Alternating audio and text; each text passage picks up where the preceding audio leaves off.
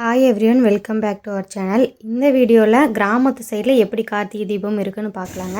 நம்ம எல்லாருமே சின்ன வயசில் கிராமத்துலேருந்து வளர்ந்து வந்திருப்போம். எல்லாருக்குமே இந்த வீடியோ ஒரு ஞாபகத்தை கொடுக்குங்க. எந்த நோம்பியாக இருந்தாலும் நோம்பிக்கு முன்னாடியே வீடு க்ளீன் பண்ணுறதெல்லாம் பண்ணிட்டோன்னா டஸ்ட் அலர்ஜி கொஞ்சம் இல்லாமல் இருக்கும், உடம்பு கொஞ்சம் டயர்ட் இல்லாமல் இருக்கும். அப்போ தான் நோம்பி அன்னைக்கு கொஞ்சம் வேலை செய்ய முடியுங்க. நோம்பிக்கு முன்னாடி வீடெல்லாம் வலிக்க ஸ்டார்ட் பண்ணிட்டேன். வீடு வலிக்கும் போது சாணி தண்ணி கூடவே கரை கட்டுறதுக்காக வச்சுருக்கிற சுண்ணாம்பு தண்ணியை வந்து கொஞ்சமாக சேர்த்துக்கலாம். அது ஒரு ஒயிட் கலர் மாதிரி இருக்கும், சீக்கிரமாகவும் காஞ்சிரும். இதே நம்ம கடையில் கிடைக்கிற பவுட்ரு வந்து எல்லோ கலரில் இருக்கு இல்லைங்களா, அது சேர்த்தும் போது நம்ம கால்லலாம் அந்த எல்லோ கலர் வந்து ஒட்டிக்கும், நம்ம ட்ரெஸ்லேயும் அந்த எல்லோ கலர் ஒட்டிக்கும். ஒரு சில ட்ரெஸ்ஸில் போகும், ஒரு சில ட்ரெஸ்ஸில் போகாது, சாயம் பிடிச்ச மாதிரி ஆயிரும். வீடு வலிச்சுட்டு சைடில் எப்போவுமே இந்த மாதிரி நான் விளக்கு போடுவேன். இந்த திண்ணை ஃபுல்லுமே பார்த்தீங்கன்னா ஏதாவது கோலம் போட்டு ஃபில் பண்ணி வச்சுருப்பேன். இந்த டைம் கோலம்லாம் அதிகமாக போடல, கொஞ்சம் வந்து வேலை இருக்குது, அதனால் கோலமெல்லாம் எதுவும் போடாமல் திண்ணையிலையும் வாசப்படியிலையும் மட்டும் இந்த மாதிரி விளக்கு வந்து நான் இது பண்ணிக்கிட்டேங்க, வரைஞ்சிக்கிட்டேன். வளைச்சி விட்டதெல்லாம் ஓரளவு காஞ்சிருச்சு. இந்த மாதிரி தான் இருந்தது. இது கூட பொறுக்கலைங்க இந்த வர்ண பகவானுக்கு. பூசிக்கிட்டு இருந்த இடத்துலலாம் பார்த்தீங்கன்னா மழை தண்ணி பட்டு லைட்டாக வாசல் இருக்கிற மண்ணெல்லாம் தெரிச்சிருச்சு. நல்ல வேளை நோம்பி அன்னைக்கு மழை வராமல் இருந்தது, அது வரைக்கும் சந்தோஷம். ஆல்ரெடி ஒரு ஷார்ட்ஸில் வந்து ஒரு கேக் வீடியோ போட்டிருப்பேங்க. அதில் மிச்சமான பட்டரை வந்து எடுத்து பிஸ்கெட் பண்ணிக்கிட்டேன். இந்த பிஸ்கெட் அவ்வளோ சூப்பராக இருந்துச்சுங்க. நிறைய டைம் கேக்லாம் பண்ணியிருக்கேன். பிஸ்கெட் வந்து ஃபஸ்ட் டைம் பண்ணும்போது கொஞ்சம் சொதப்பிடுச்சு, இந்த டைம் சூப்பராக வந்திருந்ததுங்க.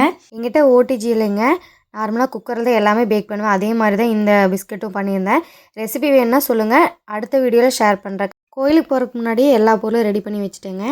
இந்த டப்பா பார்த்தீங்கன்னா நான் பழனி போயிருந்தப்போ கந்த விலாஸில் வாங்கியிருந்தேன். 2 வருஷம் ஆச்சு. இப்போ வரைக்கும் ஊதுபத்தி வச்சு யூஸ் பண்ணிட்டு தான் இருக்கேன். அதுக்கப்புறம் கற்பூரம் எல்லாம் எடுத்து ரெடி பண்ணி வச்சுக்கிட்டேன். அதே 2 மணிக்கே பார்த்தீங்கன்னா இந்த மாதிரி மழை வர மாதிரியே தான் இருந்ததுங்க. அதுக்கப்புறமா குத்து விளக்கு, காமாட்சி விளக்கெல்லாம் எடுத்து நீட்டாக கழுவி வச்சுட்டேன். எங்கள் வீட்டில் எப்போ கார்த்திகை தீபத்துக்கு விளக்கு வாங்கினாலும் 100 விளக்கு 50 விளக்கு கண்டிப்பாக வாங்கிடுவாங்க. நிறைய விளக்கு தேவைப்படுங்க. அதனால் ஒரு 50 60 விளக்கு பக்கமாக வாங்கியிருந்தாங்க. அந்த விளக்கு எல்லாத்தையும் கொஞ்சம் நேரம் தண்ணியில் ஊற வச்சிட்டோன்னா அது வந்து கொஞ்சம் தண்ணி குடிச்சிக்கும். அதுக்கப்புறம் நம்ம எண்ணெய் ஊற்றும் போது எண்ணெய் வந்து குடிக்காது. கொஞ்சம் நேரம் தண்ணியில் ஊற வச்சு எல்லாத்தையும் எடுத்து நான் காய வச்சுட்டேன். தண்ணி வடிஞ்சால் போதுங்க, ரொம்ப நல்லா காயணுன்னாலாம் இல்லை.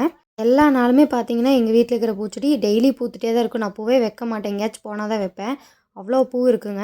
நம்ம எங்கேயாவது முக்கியமாக கோயில் குளத்துக்கு போகணும் அப்படிங்கும்போது பார்த்திங்கன்னா பூவே இருக்காது, ஒரு 5 6 பூ தான் இருக்கும். குத்து விளக்கு அதுக்கப்புறமா காமாட்சி விளக்குக்கு மட்டும் மஞ்சளும் குங்குமம் வச்சுக்கிறேன். ஒரு சிலர் வந்து சந்தன குங்குமம் வைப்பாங்க. எனக்கு நார்மல் மஞ்சள் பொடியும் குங்குமம் வைக்கும்போது ஒரு மங்களகரமாக இருக்கும். எனக்கு பர்சனலாக அது வந்து ரொம்ப பிடிக்குங்க, அதனால் நான் அந்த மாதிரி வச்சுக்கிறேன். குத்து விளக்கோட ஹைட்டும் கொஞ்சமாக கம்மி பண்ணி வச்சுட்டேங்க. இந்த ட்ரெஸ் பார்த்தீங்கன்னா நார்மலாக ஒரு சுடிதாரோட மெட்டீரியல் தான். இந்த ட்ரெஸ்ஸு நானே ஸ்டிச் பண்ணதுங்க. மேலே இருக்கிற பார்ட் வந்து டாப்புக்கும், கீழே இருக்கிறது வந்து பேண்ட்டுக்கும் தான் இருந்தது. சரி, இந்த கலம்கரி வந்து எனக்கு ரொம்ப பிடிச்சிருந்தது, அதனால் நான் வந்து இதை டாப்பாகவே ஃபுல்லாக மாற்றிக்கிட்டேன். இது வந்து பேனல் கட்டுங்க. விளக்கு எல்லாமே ஓரளவு காஞ்சிருச்சுங்க. பாதி விளக்கு வீட்டுக்கும் பாதி கோயிலுக்கும் எடுத்துகிட்டு கிளம்பிட்டோம். கோயிலுக்கு போகிறதுக்கு தேவையான பொருளெல்லாம் எடுத்து வச்சாச்சு. வீட்டிலேருந்து கோயிலுக்கு போகும்போதே பார்த்தீங்கன்னா 6 மணிக்கு பக்கம் ஆயிடுச்சு. எல்லாருமே ஓரளவுக்கு விளக்கு போட ஸ்டார்ட் பண்ணிட்டாங்க. ஃபஸ்ட்டு கோயிலுக்கு போனதுமே விநாயகர்லேருந்து ஸ்டார்ட் பண்ணி எல்லா சாமிக்கும் விளக்கு வந்து போட்டு ஒரு கற்பூரம் ஒரு சந்தனக்குச்சி பற்ற வச்சு சாமி கும்பிட்டாச்சுங்க. இந்த கோயில் வந்து பார்த்திங்கன்னா மாகாளி அம்மன் கோயில். கார்த்திகை தீபத்துக்கு நம்ம வந்து 3 நாள் விளக்கு போடலாங்க. ஒரு சில ஊரில் தீபத்துக்கு அடுத்த நாள் அதுக்கு அடுத்த நாள் மட்டும்தான் விளக்கு போடுவாங்க, தீபத்தன்னைக்கு விளக்கு போட மாட்டாங்க. நாங்கள் எப்போவுமே கார்த்திகை தீபம்னா 5:30 6 மணிங்கும் போது விளக்கெல்லாம் போட்டு முடிச்சுட்டு வீட்லேயும் வந்து சாமி கும்பிட்ருவாங்க. அந்த மாதிரி தான் ஃபாலோ பண்ணுவோம். இந்த கோயில் வந்து பார்த்திங்கன்னா எங்கள் ஃபேமிலிக்கு ரொம்ப ரொம்ப முக்கியமான கோவில், கருப்பராயன் கோயிலுங்க. இந்த கோயில் வந்து கும்பாபிஷேகத்துக்கு இப்போ ரெடி ஆகிட்டுருக்குங்க, கட்டிகிட்ருக்கோம். இந்த சாமிக்கு வந்து விளக்கெல்லாம் போட்டு முடிச்சதுக்கப்புறமா சாமி கும்பிட்டு எங்களோட சாமி வீட்டுக்கு போயிட்டு அங்கேயும் விளக்கெல்லாம் வச்சுட்டு சாமி கும்பிட்டு அதுக்கப்புறமா எங்களோட வீட்டுக்கு வந்தாச்சுங்க. இன்றைக்கின்னு பார்த்து எங்கேயுமே ஊருக்குள்ளே பூ இல்லைங்க.